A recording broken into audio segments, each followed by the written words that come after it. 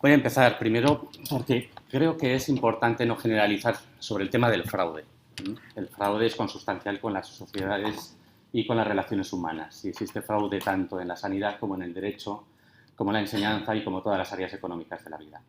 Y sobre todo porque existe fraude también en la sanidad pública y en la sanidad convencional. Y como no, va a haber fraude también en las medicinas alternativas, en las terapias complementarias o en la medicina integrativa. Pero eso no puede ser un motivo para generalizar y decir que todas las terapias alternativas son fraudulentas o incurren en publicidad engañosa o en intrusismo profesional. Hay fraude, como les digo, en todas partes. Por ejemplo, tenemos el caso de Idental, ¿no? Que parece que es un caso en el que ha habido un uso fraudulento de la medicina, con engaños, con publicidad. Habrá que esperar un poco, pero eso no significa que ahora vayamos a decir que todo el sector de la odontología o de la odontoestética sea fraudulento o utilice publicidad engañosa. Ha habido fraude demostrado científica y periodísticamente sobre el uso de quimioterapia y de los diagnósticos oncológicos. Ha habido fraude, por ejemplo, en el tema de la real, en el tema de la talidomida. Hay fraude. El fraude es consustancial con la actividad económica del ser humano, pero no podemos atribuírselo única y específicamente a un sector concreto. Las terapias alternativas son una actividad lícita, permitida, tolerable, buena. Tienen usuarios precisamente porque en un mercado libre hay gente que confía y que obtiene resultados positivos. Por lo tanto, tampoco creo que sea justo poner voz a los pacientes y decir que es una actividad ilícita o fraudulenta o engañosa cuando tienen millones de seguidores, no solo en España, sino en el resto del mundo. Y con resultados, porque si no, no volverían. No es una sanidad, la de las terapias alternativas o complementarias, en las que el usuario, el consumidor, no tenga otra opción. El usuario, precisamente en ese sector económico, va cuando quiere y cuando confía, cosa que no podemos decir de otras disciplinas médicas donde el paciente tiene muy poco donde elegir. En cuanto a publicidad engañosa, pues tengo que decirles, sinceramente, la publicidad engañosa es un concepto jurídico determinado. Hay una ley general de publicidad que determina lo que es publicidad y promoción. El resto no es publicidad ni es promoción. Entonces, el divulgar o el hablar o el difundir sobre temas de salud natural, de terapias complementarias, eso no constituye publicidad, mucho menos publicidad engañosa. Si así fuese, tendríamos un grave problema con farmaindustria, con quienes yo he tenido algún conflicto, y cuando hemos discutido sobre el contenido de algunos vídeos engañosos que publica farmaindustria, nos repiten una y otra vez que eso no es publicidad engañosa, que eso es divulgación. Y que tiene documentación científica para demostrarlo. Pero nos hablan de hechos que quieren defender en 2017 con informes científicos de 1960, que no son ni actuales ni transporables. Podemos tener, por ejemplo, el caso de la ministra de Sanidad, que sí ha pretendido una batalla un poco sospechosa contra las terapias alternativas y medicinas complementarias. Y digo, ¿por qué sospechosa? Porque en octubre, cuando toma el cargo, también habla de la terapia de lejía, ignorando que el hipoclorito de sodio nada tiene que ver con el clorito de sodio. Y en segundo lugar habla de que tiene un informe sobre 20.000 muertos al año en España por el uso de las pseudoterapias. Y presume de este informe filtrándolo al periódico El País, que publica que había tenido conocimiento de ese informe. Nosotros hemos reclamado a la ministra que nos enseñe ese informe de fallecidos. La ministra no solo no nos ha dado ese informe, sino que ni siquiera se ha dignado a contestar, lo que nos ha llevado a presentar una denuncia al Consejo de Transparencia y Buen Gobierno, que durante el trámite convoca a la ministra para que dé explicaciones de ese informe y esa filtración, y entonces el Ministerio contesta que jamás ha existido un informe y que jamás ha existido una filtración.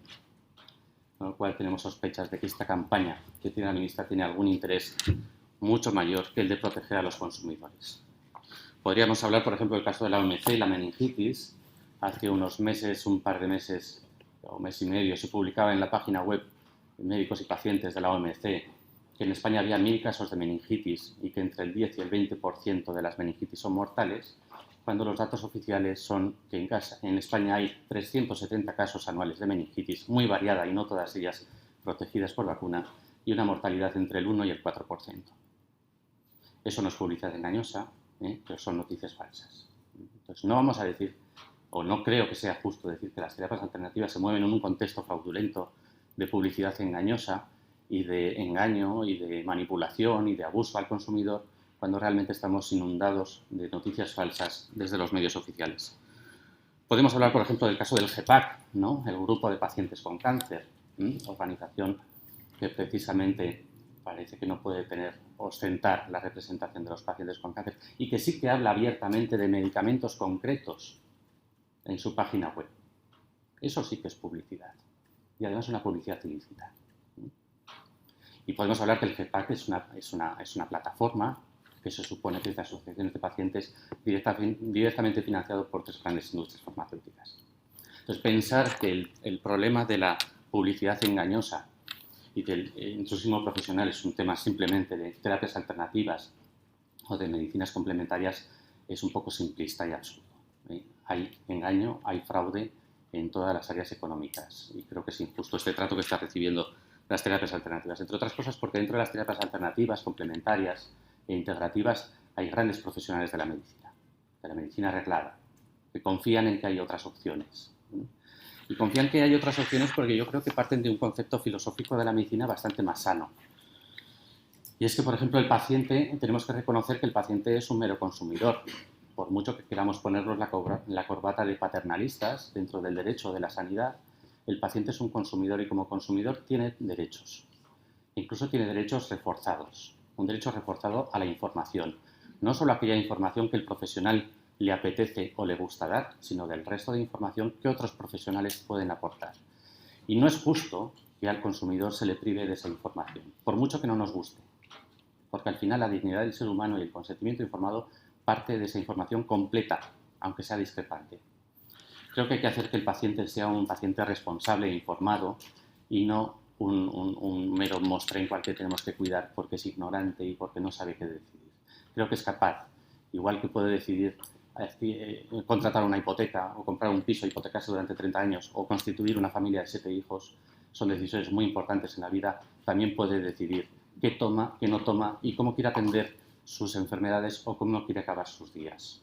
Y creo que hay que respetar esa libertad del paciente que es consustancial con la dignidad del ser humano. Tenemos que hablar también de otro derecho que es el consentimiento informado. No existe contrato en derecho civil, estamos hablando de derecho básico. En la teoría general de los contratos no existe contrato sin consentimiento y el consentimiento no puede tener vicios. El paciente tiene derecho a tener una información completa, incluso información discrepante, incluso con información no agradable, ¿no? O no compartida, o en la que no hay consenso suficiente. Pero tenemos luego conceptos doctrinales que son muy interesantes. Por ejemplo, el concepto doctrinal de la incertidumbre científica. Precisamente la práctica de la medicina, la convencional y la no convencional, existe y es posible porque hay un principio doctrinal básico que es el de la incertidumbre científica. No sabemos cuál va a ser el resultado y la obligación del médico es poner medios, no ofrecer resultados. Y creo que aquí hay una paridad de posiciones. Ni el médico convencional ni el alternativo ofrecen resultados a sus pacientes y si lo ofrecen es en los mismos términos. No se puede negar el derecho del médico o el derecho del profesional sanitario a ofrecer esperanzas a su paciente. Nadie se le ocurriría en su sano juicio pensar que los médicos cuando atienden a sus pacientes lo único que les dan son conceptos científicos y ninguna esperanza. Hombre, alguien les dice casi siempre en el medio público, privado, convencional y no convencional, creo que si tomas esto te irá mejor. Y eso no es engañar, es dar esperanza. Y creo que ahí la actitud es prácticamente igual. Pero es que la incertidumbre científica es lo que permite que los pacientes no puedan demandar a los médicos cuando no consiguen lo que esperan. Cuando un enfermo tiene una pierna rota y le ponen una prótesis, esa incertidumbre científica protege al médico cuando la prótesis no sale bien. Si no hubiese incertidumbre científica, todos tendríamos derecho a reclamar al médico. Me ha puesto una prótesis, me ha ido mal, usted me tiene que pagar todo el daño que me ha causado. Y precisamente ese concepto de incertidumbre científica es lo que protege al médico convencional y al no convencional, esa incertidumbre. Pero tenemos otro concepto que es muy interesante, que es el de discrepancia científica, y que hay sentencias en el Tribunal Supremo sobre este concepto doctrinal. No es bueno que los médicos no discrepen, no es bueno el consenso científico, es bueno la innovación, es bueno el debate, es bueno abrir nuevas vías de investigación. Si no hubiese discrepancia científica, la medicina no avanzaría. Y eso no significa que el consenso científico tenga que ir solamente por una línea de investigación o por una línea de evidencia científica. En cuanto a la evidencia científica, ya voy a terminar porque no me gusta nunca pasarme de tiempo. En cuanto a evidencia científica, en todo hay evidencia científica. El derecho también es una ciencia y no hacemos estudios doble ciegos randomizados. Eso es una forma de evidencia científica, es un estándar de evidencia científica, es muy válido, pero no es el único estándar de ciencia que hay, ni el único que se puede aplicar a toda la medicina. Es un sistema de evidencia científica, pero no es el único que existe en medicina, ni el único que se puede aplicar a todo. De hecho, en la medicina, el estándar del estudio doble ciego randomizado no es aplicable a la mayor parte de la medicina y tampoco ofrece muchas ventajas. Por ejemplo, British Medical Journal, JAMA o Cochrane establecen que los protocolos médicos que se utilizan dentro de la medicina basada en la evidencia, pues hay evidencias científicas entre el 10 y el 20%. El 80% o incluso más de los protocolos médicos hoy en día que se aplican no tienen evidencia científica de que sean benéficos para el paciente. Y eso no es algo que digamos nosotros o las terapias naturales. Eso es algo que dice Cochrane, JAMA o el British Medical Journal. Y hay áreas donde el doble ciego randomizado no se usa ni se puede usar, por ejemplo, en las terapias que tienen de uso compasivo. Cuando una terapia es de uso compasivo, sea quimioterapia, sea otras terapias, no se utilizan dobles ciegos randomizados nunca. Eso no significa que no exista evidencia científica o que no exista indicación o que utilizar determinado medicamento que no está sometido a esas pruebas sea ilegal o sea fraudulento o sea una estafa al paciente. No, la medicina, aparte de una ciencia, también es un arte y hay que adaptar la medicina a la persona, al caso, porque, como digo siempre, los pacientes no son todos iguales y además no pueden ser tratados como si fuesen animales de un laboratorio o matraces de células. Pero, por ejemplo, podríamos hablar de la poca utilidad que tendría un doble ciego randomizado en medicina estética, porque la estética no es un concepto que sea sujeto de evidencia científica. La estética es un acuerdo de costumbres, unas expectativas sociales, unos cánones estéticos, y eso no está sujeto a la ciencia.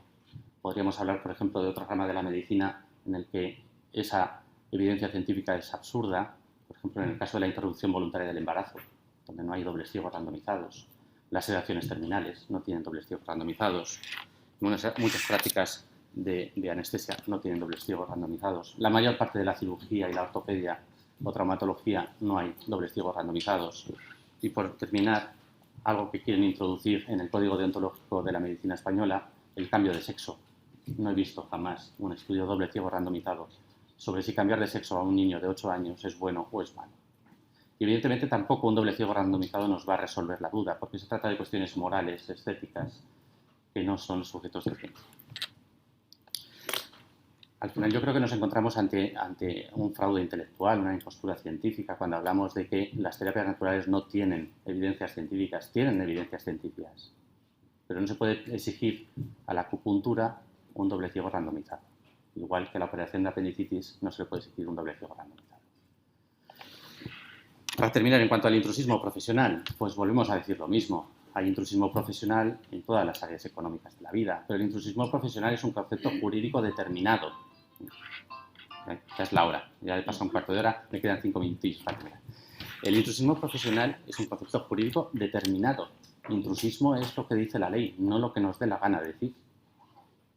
Y dentro del ámbito de la salud está el médico, que es muy importante dentro del sistema de salud, pero no es el protagonista, no es el más importante. Hay otros profesionales.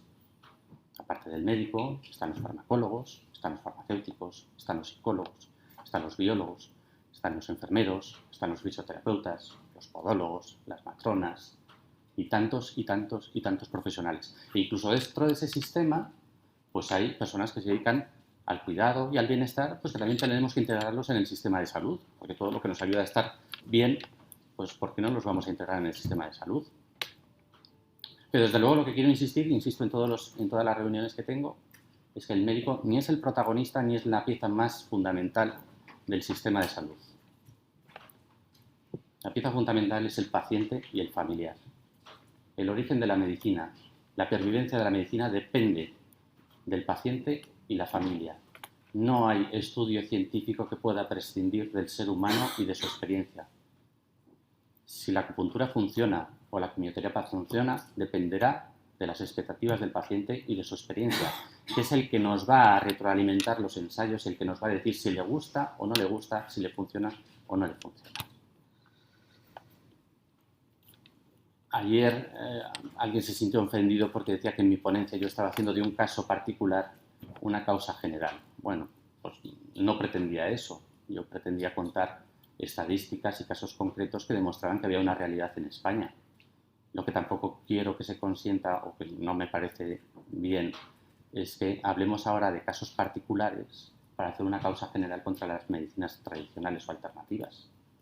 Porque casos particulares tenemos en los dos sectores, tenemos en los dos ámbitos. También conocemos muertos en el otro lado.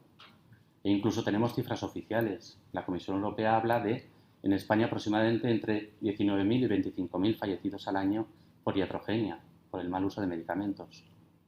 Hace 15 días tenía una vista yo en el Tribunal Superior de Justicia de la Comunidad Valenciana, donde una perito farmacóloga, que no era de parte, cuidado, era de oficio, reconocía que 5 medicamentos que tomaba el paciente que acababa de fallecer estaban mal pautados, muy mal pautados, con dosis que superaban el doble de lo que permitía la ficha técnica. Podríamos sacar todos casos, casos de fallecimientos y de abusos en la medicina convencional, y me imagino que ellos podrán sacar casos concretos de fracasos de la medicina natural o de las terapias complementarias, e incluso de algún charlatán que haya aparecido por ahí. Pero creo que eso no es el tema. Creo que estamos hablando de la relación que hay entre las terapias naturales y el intrusismo en la publicidad engañosa. E insisto, y para terminar, y les agradezco su atención y que no se hayan enfadado por lo que he dicho, para terminar, creo que el fraude, la publicidad engañosa y el intrusismo está en los dos lados. Y eso es lo que hay que combatir. Ahora hemos generado el conjunto prácticamente del 90% del sector de las terapias naturales y complementarias de España. Hemos generado una mesa para proponer un plan de regulación o de ordenación al gobierno para evitar que exista intrusismo, para evitar que existan fraudes en el sector de las terapias naturales complementarias. Esperamos que la ministra, en su interés de proteger al ciudadano y al consumidor, pues nos escuche, ¿no? Y no se obceque en soltar noticias falsas o en falsear los datos. Muchísimas gracias.